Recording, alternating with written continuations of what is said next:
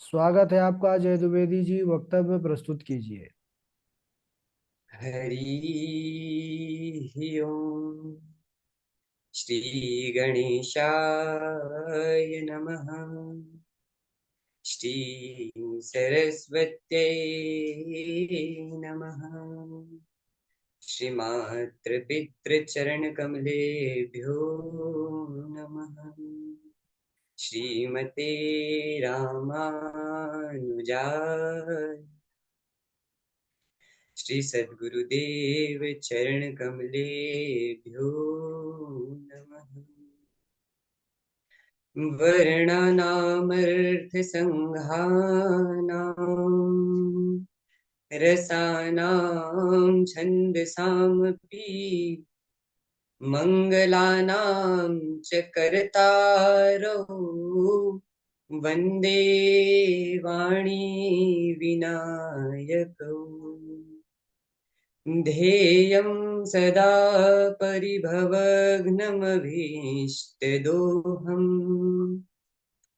तीर्थास्पदं शिवविरञ्चनुतं शरण्यं भृत्यार्तिहं प्रणतपालभवाब्धिपौतं वन्दे महापुरुष ते चरणारविन्दम्।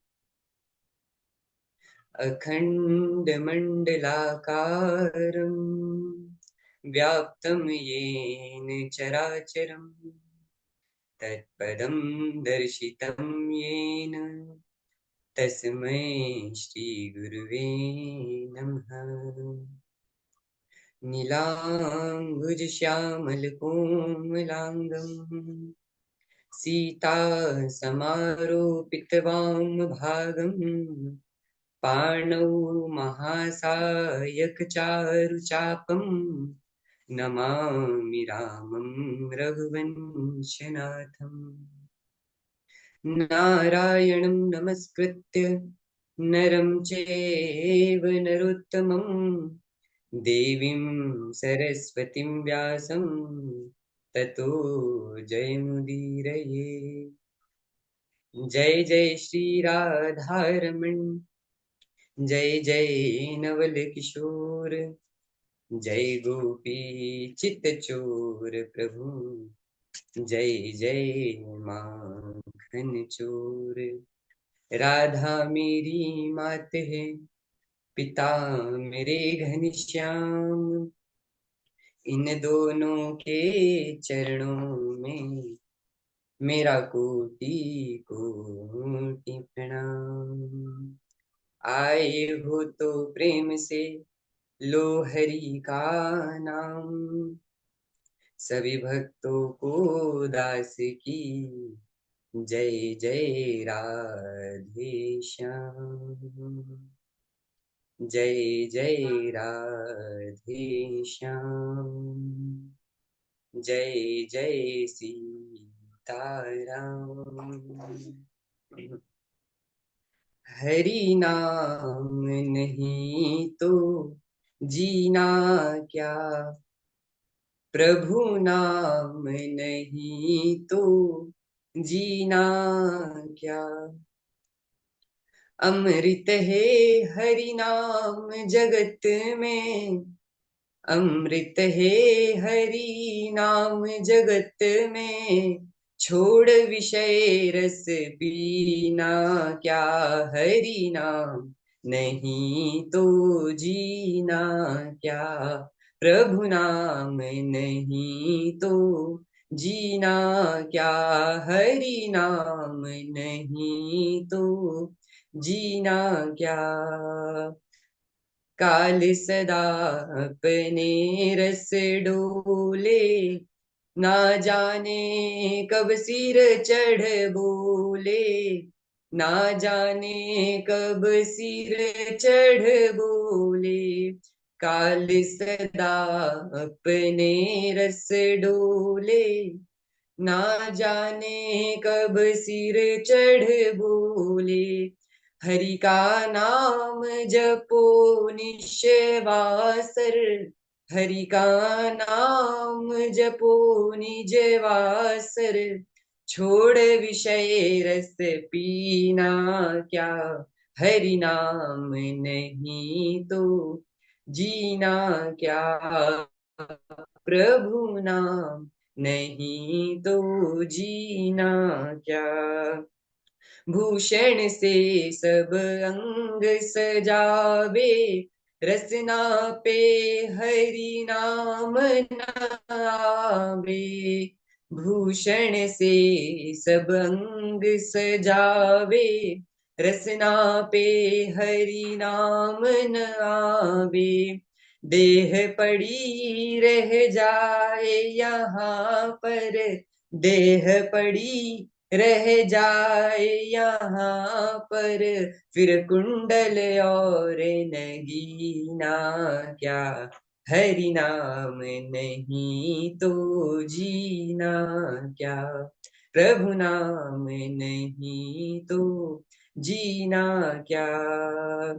तीरथ है हरि नाम तुम्हारा, फिर क्यों फिरता मारा मारा, फिर क्यों फिरता मारा मारा। तीरथ है हरि नाम तुम्हारा, फिर क्यों फिरता मारा मारा। अंत समय हरि नाम न आवे, अंत समय हरि नाम न आवे, फिर काशी और मदीना क्या, हरि नाम नहीं तो जीना क्या, हरि नाम नहीं तो जीना क्या, प्रभु नाम नहीं तो जीना क्या, हरि नाम नहीं तो जीना क्या। बोलिए भागवत भगवान की जय, श्री वृंदावन बिहारी लाल की जय, राधा रानी सरकार की जय। परम मंगलमय परात्पर अखिलेश्वर अकारण करुणा वरुणालय भक्तवांछय कल्पतरु पीताम्बरधारी श्री बालकृष्ण लाल के पावन चरणों में बारंबार प्रणाम। परम आराध्य नंद नंदन यशोदा नंदन श्री कृष्ण भगवान बालकृष्ण लाल, राधा रमन बाधा हरण परम आराध्या श्री अष्ट सखी श्री प्रियाजू के पावन चरण बिंदु में दास का बारंबार प्रणाम। सम उपस्थित समस्त भक्तजन, भागवत कथा अनुरागी, भक्तिमय मात्र शक्ति सभी वैष्णव प्रिय हरि भक्तजनों को जय श्रीमन नारायण, जय श्री कृष्णा, राधे राधे। आप सभी के हृदय में विराजमान, सभी के मन मंदिर में विराजमान राधा माधव सरकार के पावन चरणार बिंदु में दास का बारंबार प्रणाम है। भक्तों दर्शन कीजिएगा, महाभारत के युद्ध का अंतिम चरण चल रहा है।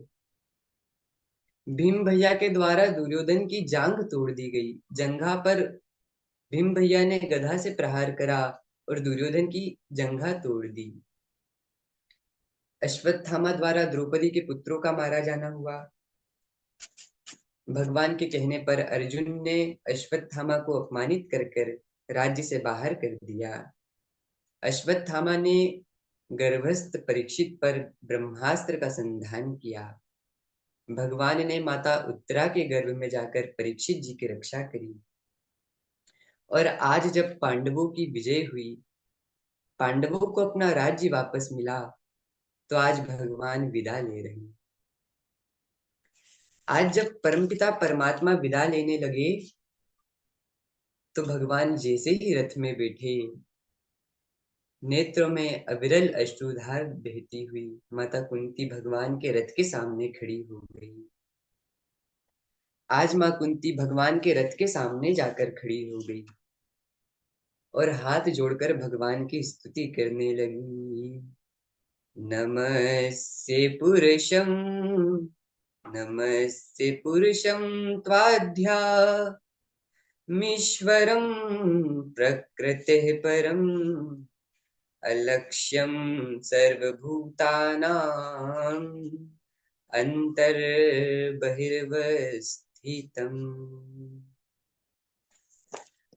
माता कुंती बोली, हे प्रभु, मैं आपको बारंबार प्रणाम करती हूँ।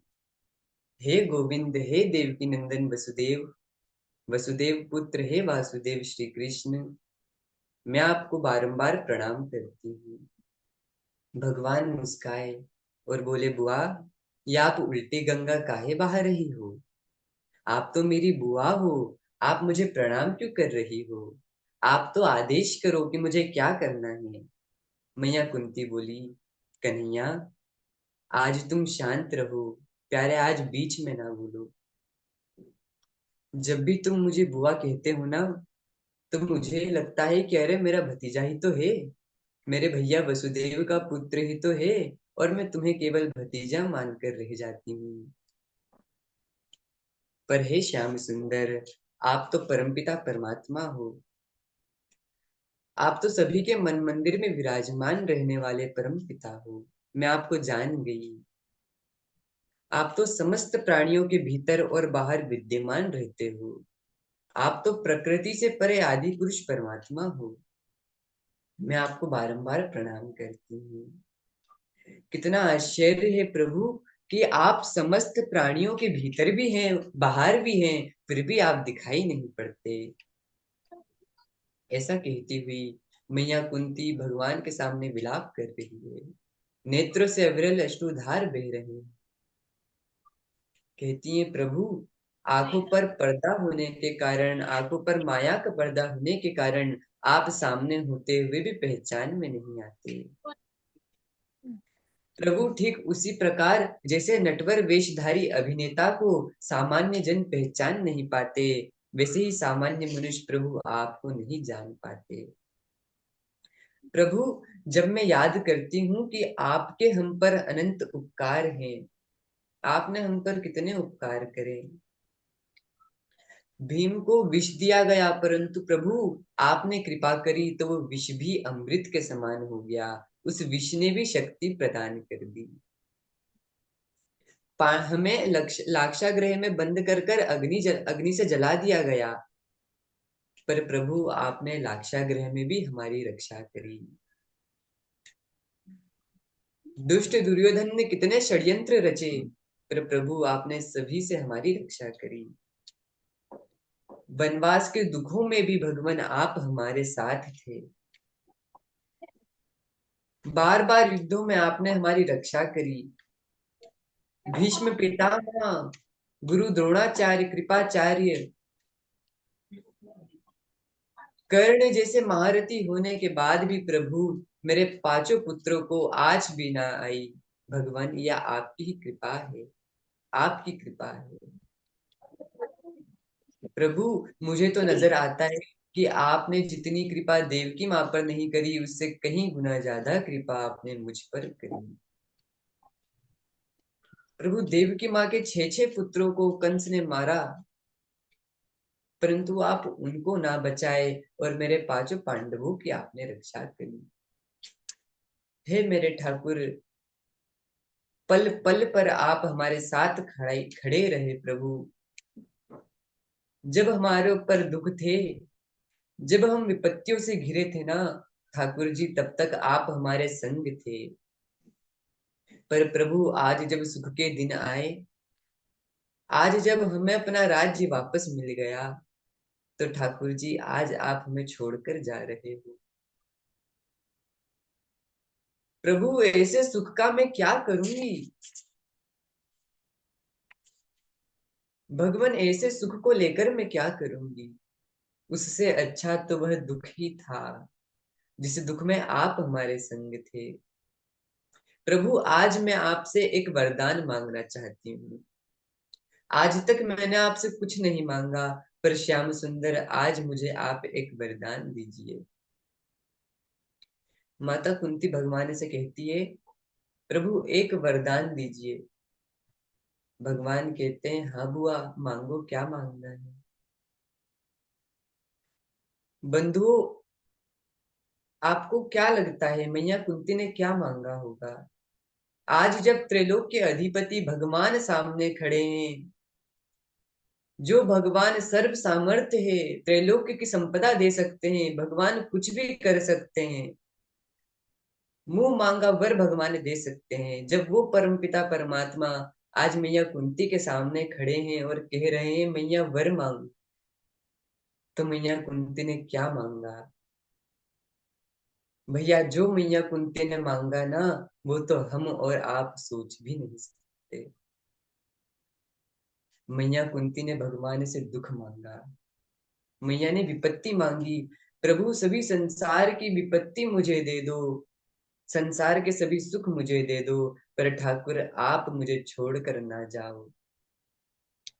विपदः सन्तु नः शश्वत् तत्र तत्र जगद्गुरो, भवतो दर्शनं यस्याद् पुनर्भव दर्शनम्। प्रभु मुझे विपत्तियां दे दो, क्योंकि विपत्तियों में आप हमारे साथ हो, और जब प्रभु जीवन में सुख आया तो आप हमें छोड़कर जा रहे हो। प्रभु आप हमें छोड़कर न जाइए। मैया कुंती ने ऐसा कहा, भगवान बोले अरे मैया, अरे बुआ, आपको तो दुख ही दुख है, जीवन में आपके सुख आया ही नहीं, और अब जब आपके जीवन में सुख आया तब भी आप हमसे दुख क्यों मांग रही हो? तब भी आप हमसे दुख मांग रहे हो। भक्तों, जब हम और आप भगवान के सामने जाते हैं तो भगवान से केवल संसार मांगते हैं, केवल संसार की वस्तुएं हम जगन्नाथ से मांगते हैं। भैया यहाँ पर मैं निवेदन करूंगा, जब भी मेरे ठाकुर के सामने जाओ, जब भी जगतपति के सामने जाओ, तो जगन्नाथ से जगत मत मांगो, जगन्नाथ से तो प्रभु को ही मांगो। जगदीश से जगत लेकर क्या करेंगे? प्रभु से प्रभु को मांगो। मैया कुंती कहती है, सुख के माथे सिल पड़े, जो हरि हृदय से जाय, बलिहारी वा दुख की, जो पल पल नाम जपाए। प्रभु ऐसा सुख नहीं चाहिए जिसमें आप चले जाए, मुझे तो वह दुख ही प्यारा है जिसमें आप हमारे साथ हैं। बंधुओं, असली सुख क्या है? असली सुख किसे कहते हैं? संसार की सभी वस्तुएं हमें प्राप्त है, क्या यह सुख है? हमारे पास खूब धन दौलत है, हमारे पास खूब ऐश्वर्य है, तो क्या हम सुखी है? भैया, संसार की नजर में हम सुखी हो सकते हैं, पर यह वास्तव सुख नहीं है। हमारे पास जगत तो है, पर जगन्नाथ हमारे पास नहीं है, तो भैया इससे बड़ा संसार में कोई दुख नहीं। मैया कुंती कहती है कि प्रभु विपदो नेव विपदः संपदो नेव संपदः, विपद विश विपद विस्मरणम विष्णु, संपन्न नारायणम स्मृति। अच्छा, विपत्ति क्या है?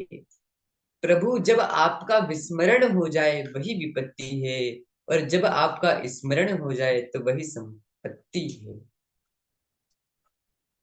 जब हम आपको भूल जाएं तो प्रभु हमसे बड़ा दुखी कौन, और जब आप हमें याद आ जाए तो प्रभु हमसे बड़ा सुखी कौन। आज माता कुंती ने भगवान से दुख मांगा, भगवान माता कुंती पर प्रसन्न हो गए, और माता कुंती के कहने पर आज भगवान कुछ दिनों के लिए और रुक गए। माता कुंती ने भगवान से प्रार्थना करी, प्रभु अभी ना छोड़ कर जाइए, हमें अभी आप ही के साथ रहना है। अभी अभी तो हमें राज मिला है, अभी तो हमारे जीवन में सुख के पल आए हैं, हे माधव, आप ऐसे सुख के पल में हमें छोड़कर न जाइए। ऐसी भगवान से विनती मैया कुंती कर रही है। भगवान प्रसन्न हो गए और मैया कुंती के कहने पर कुछ दिन और रह गए।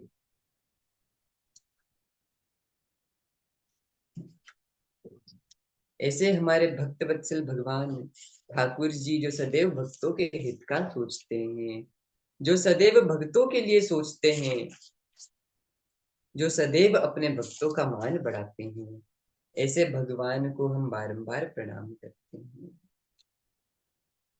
आज जब थोड़े दिन बीते, तब भगवान ने देखा कि युधिष्ठिर भैया बड़ी चिंता में है, बड़े व्याकुल है, बड़े व्याकुल रहने लग गए युधिष्ठिर भैया। एकांत में मुंह लटकाए हुए बैठे थे। भगवान पहुंच गए और बोले, अरे भैया क्या बात है, आपका मुखमंडल इतना अशांत क्यों है, मुरझाया हुआ क्यों है? आपको तो प्रसन्न होना चाहिए, आपको राज्य वापस मिल गया।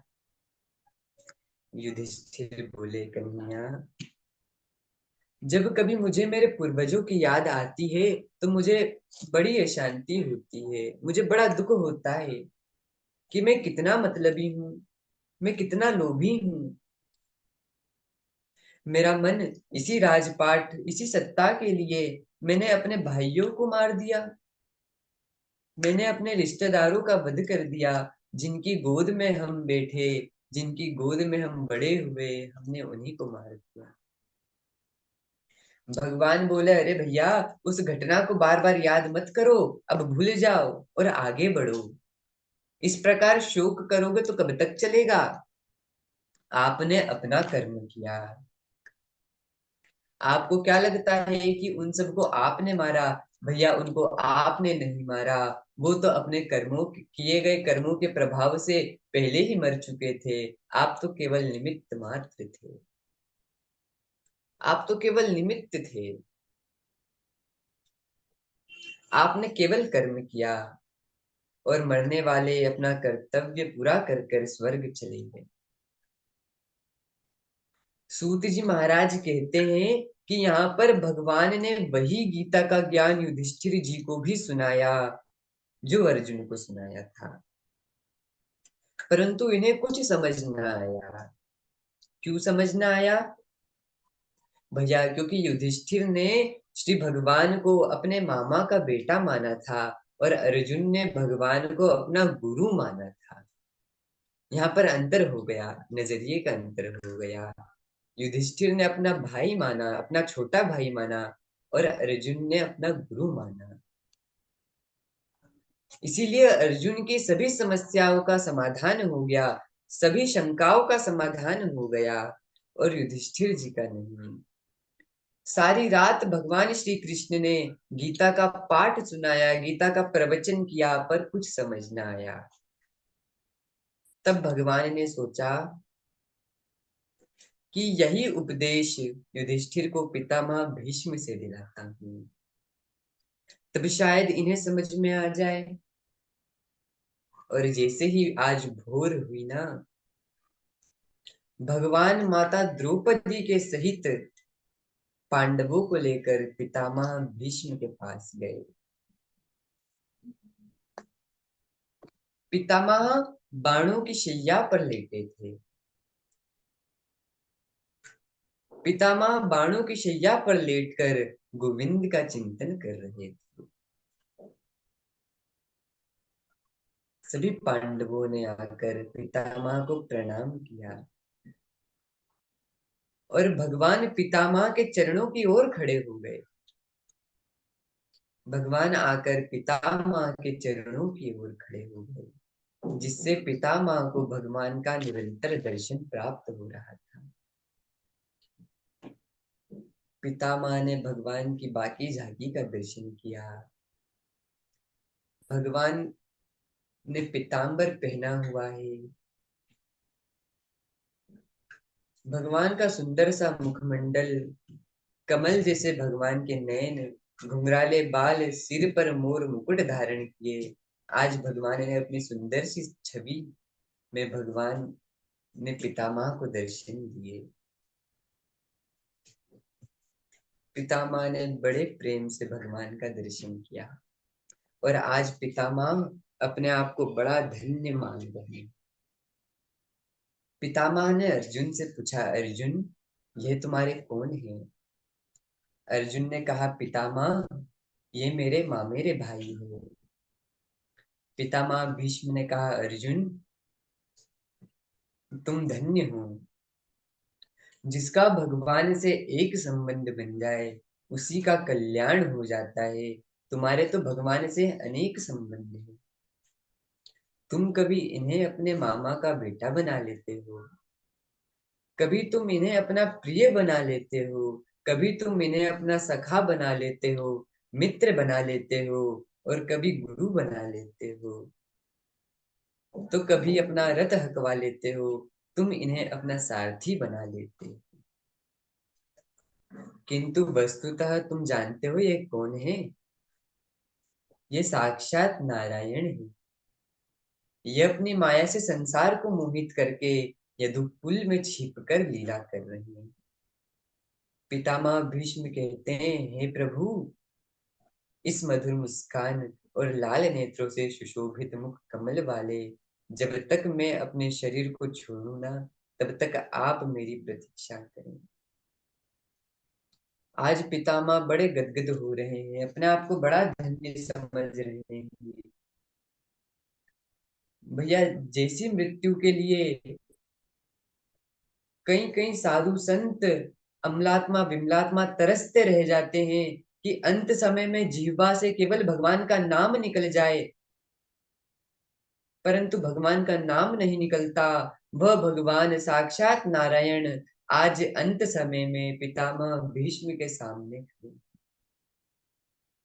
और बंधुओं, एक बात मैं निवेदन करना चाहूंगा, हमारा जीवन भले ही कैसा भी रहा हो, पर अंत समय मरण में भगवान का नाम तो अवश्य होना चाहिए।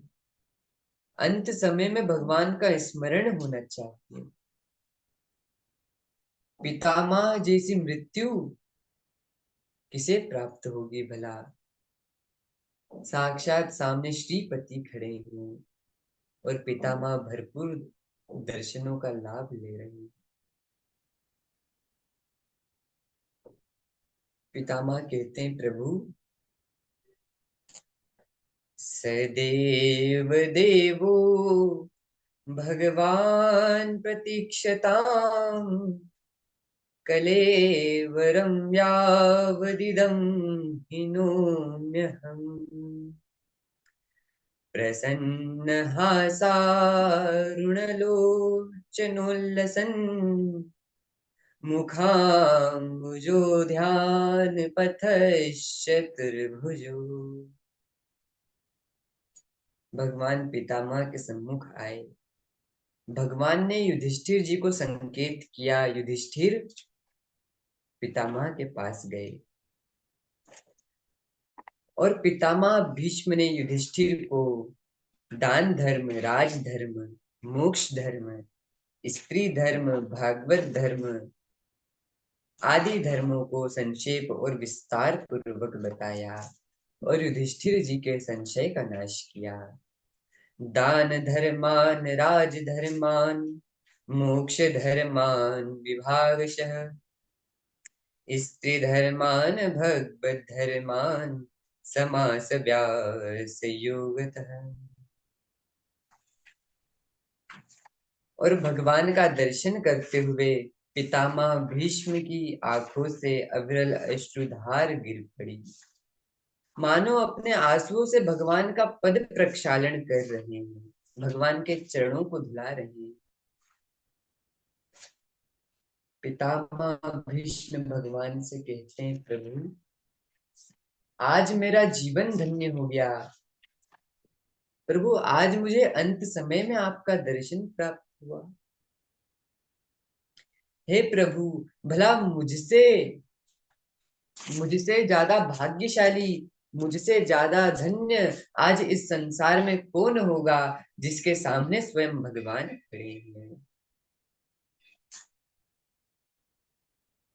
और महाराज, आज जब पितामह भीष्म की शरीर छोड़ने की बेला आई, पितामह भीष्म ने भगवान कृष्ण की 11 श्लोकों में बहुत ही सुंदर स्तुति गाई।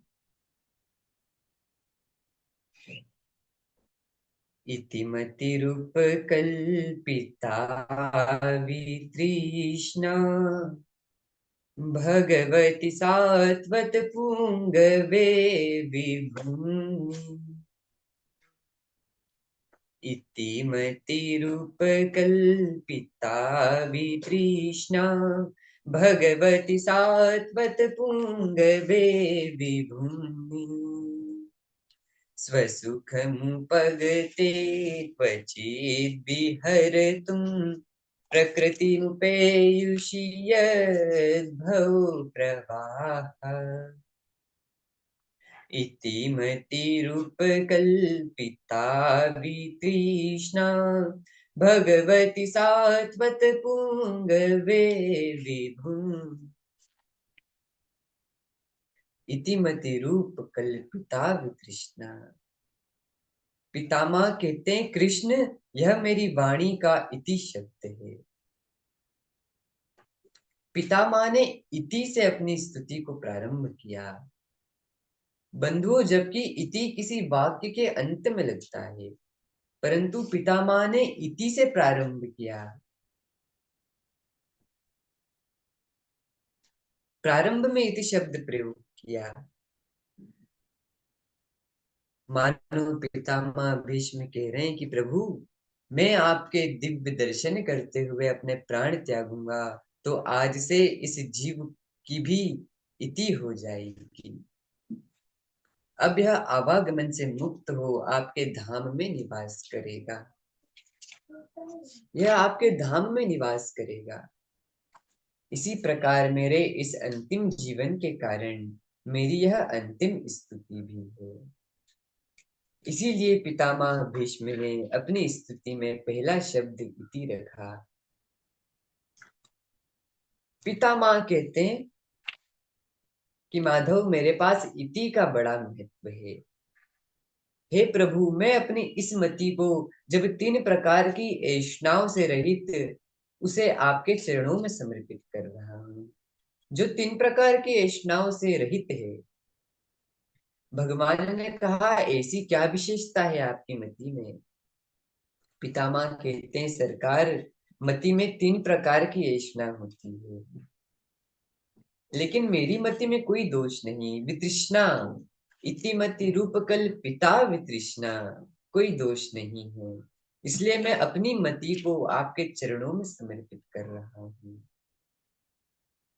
हे तीनों लोकों में सबसे सुंदर, तमाल वर्ण के समान श्याम वर्ण वाले, प्रातःकालीन सूर्य की किरणों के समान पीतांबर से सुशोभित, बालों के समूह से ढके हुए मुख कमल को,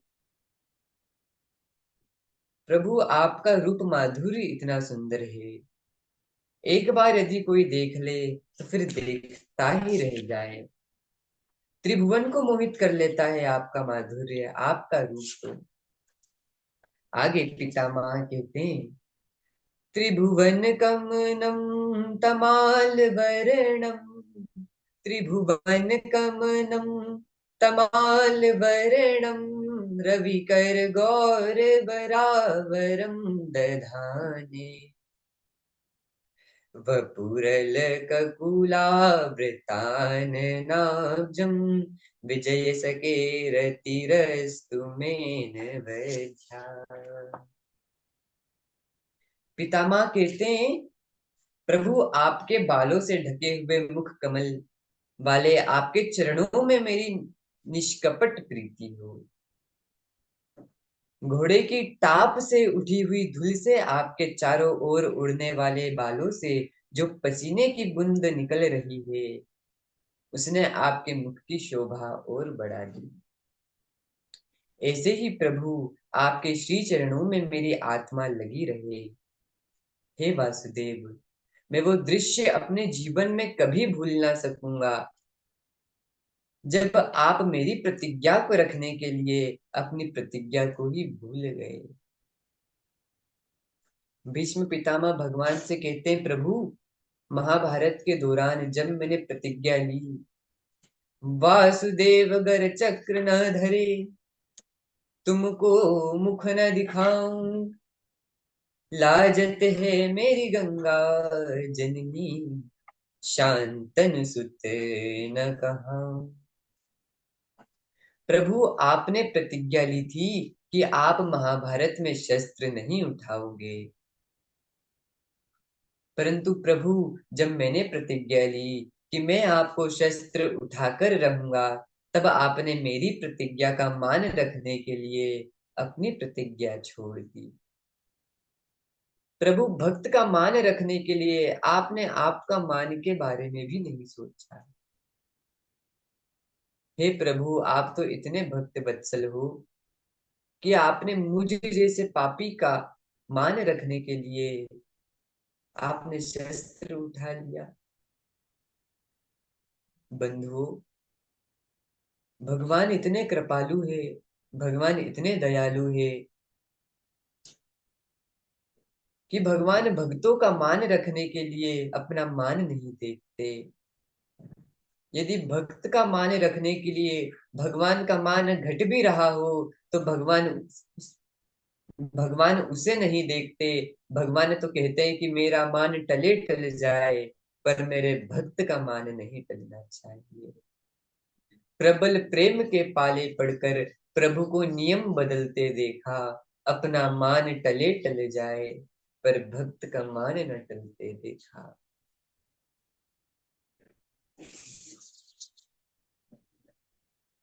प्रभु, यह तो आपको याद ही होगा ना कि मेरी प्रतिज्ञा थी आपके हाथ में शस्त्र धरा के ही छोड़ूंगा, और आपकी प्रतिज्ञा थी युद्ध में शस्त्र ग्रहण नहीं करूंगा। मैं जानता हूँ भक्त और भगवान में जब जब झगड़ा हुआ, तब भगवान ने भक्त को ही विजय कराया। तब भगवान ने भक्त की ही जीत कराई। प्रभु, एक बार बंधुओं, एक बार जब माता यशोदा प्रतिज्ञा करती है, कन्हैया आज मैं तुम्हें बांध के रहूंगी। भगवान बोले, मैया, या सारे संसार को मैं बांधवे वारो, भला मोकू कौन बांध सके, भला मोकू कौन बांधे हो। भगवान में और माता जी में झगड़ा होता रहा। अंत में 2 अंगुली रस्सी कम पड़ती, पर अंत में विजय किसकी हुई? तो बोले, मैया यशोदा की। कन्हैया को माँ के परिश्रम को देखकर अपने बंधन को स्वीकार करना पड़ा। और भैया, यह सच सत्य बात है, जब तक हम भगवान को पकड़ना चाहे, हम बांधना चाहे, तब तक भगवान नहीं बनते। परंतु जब प्रेम प्रबल हो जाता है, जब भक्त का प्रेम और विश्वास प्रबल हो जाता है कि अब तो उन परमात्मा को हम प्राप्त कर कर ही रहेंगे, तब भगवान भक्त के प्रेम के बंधन में बंध जाते हैं। तब फिर बांधने की जरूरत नहीं पड़ती। जब सत्य प्रेम होता है, जब विश्वास अडिग होता है और प्रेम सच्चा होता है, तो फिर बांधने की जरूरत नहीं पड़ती। भगवान कृपा करके स्वयं बंध जाते हैं। भीष्म पितामह कहते हैं, प्रभु, उसी प्रकार से अंततः आपने अपनी हार स्वीकार की और मुझे विजय दिलाई। मेरे लिए आपने शस्त्र उठाया और अपनी प्रतिज्ञा तोड़ दी। इस प्रकार बड़ी सुंदर स्तुति पितामह ने की और अंत में भगवान के रास लीला में निमग्न हो गए। इस प्रकार उपदेश देकर पितामह भीष्म ने निमग्न होकर भगवान को निहारते हुए अपने पंचभौतिक शरीर को त्याग दिया। और जैसे ही पितामह ने अपने शरीर को त्यागा, आकाश में पुष्प वृष्टि होने लगी। देवताओं ने, महात्माओं ने जय जयकार गुंजी उठी। बोलिए वृंदावन बिहारी लाल की जय, बोलिए भगतराज भीष्म की जय, भक्त और भगवान की जय। आइए एक बड़े सुंदर भाव के साथ आज की कथा को यहीं पर विश्राम देते हैं। इतना तो करना स्वामी, जब प्राण तन से निकले,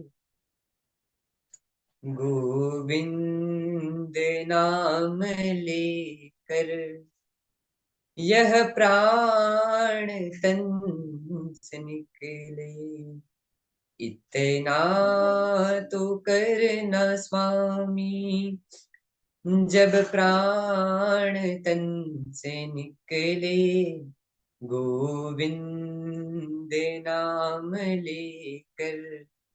यह प्राण तन से निकले, श्री गंगा जी का तट हो, यमुना का बंसी बट हो। श्री गंगा जी का तट हो, यमुना का बंसी बट हो। मेरा सावरा निकट हो, मेरा सावरा निकट हो। जब प्राण तन से निकले, इतना तो करना स्वामी। जब प्राण तन से निकले, गोविंद नाम लेकर। यह प्राण तन से निकले, इतिमतिरूपकल्पिता वितृष्णा, भगवती सात्वत पुंगवे विभूनि। स्वसुखमुपगते क्वचिद् विहर्तुं, प्रकृतिमुपेयुषि यद्भवो प्रवाहः। जब प्राण तन से निकले, इतना तो करना स्वामी। जब प्राण तन से निकले, गोविंद नाम लेकर। यह प्राण तन से निकले, पीतांबरी कसी हो, छवि मन में यह बसी हो। पीतांबरी कसी हो, छवि मन में यह बसी हो। जब अंत समय आए, तब भगवान किस रूप में हमारे सामने आए। भगवान ने अपना सुंदर सा पीतांबर धारण किया हो, भगवान ने सुंदर सा पीतांबर धारण किया हो। भगवान के घुंघराले से केश, सिर पर मोर मुकुट बंधा हुआ, होठों पर मुस्कान।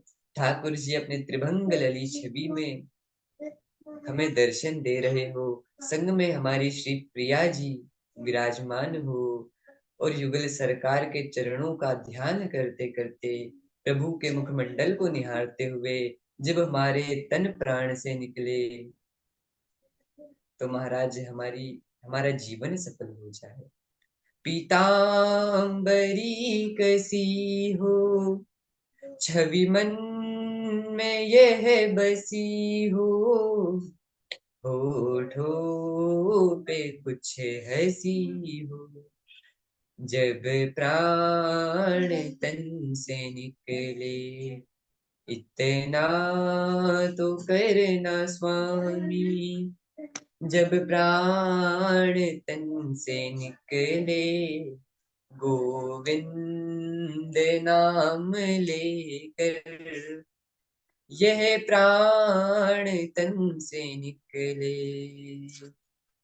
त्रिभुवन कमनं तमालवर्णं, त्रिभुवन कमनं तमालवर्णं, रविकर गौरवरावरं दधाति। वपुरलककुलावृताननाब्जं, वपुरलककुलावृताननाब्जं, विजयसकेरतिरस्तु मे नवध्या। विजयसखेरतिरस्तु मे नवध्या।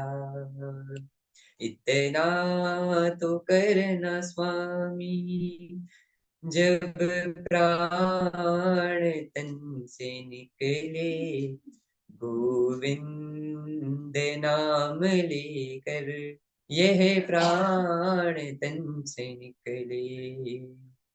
इति मतिरूपकल्पिता वितृष्णा, भगवति सात्वत पुंगवे विभुनि। भगवति सात्वत पुंगवे विभुनि।